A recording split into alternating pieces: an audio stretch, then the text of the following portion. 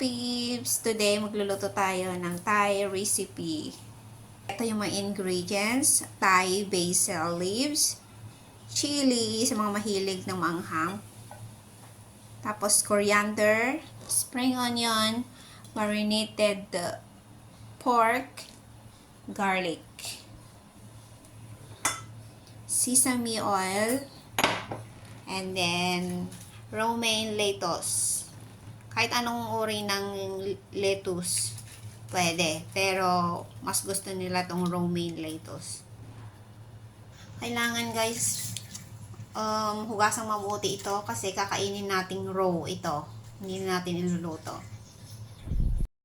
Guys, mag-umpisa na tayo magluto ng Thai recipe natin. Ayan, garlic. Umpisa natin. Yung roots ng cilantro, huwag nyo itapon kasi pwede yan ihalo.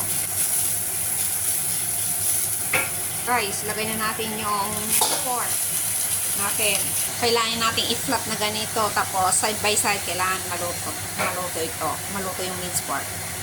Guys, ito na yung minced pork natin. Hindi pa luto. Black pepper. Spring onion.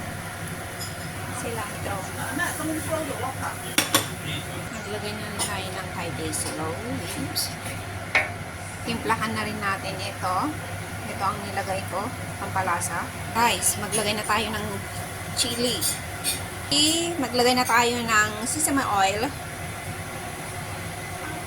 Ayan guys, luto na. Ready na ang ating Thai recipe minced pork.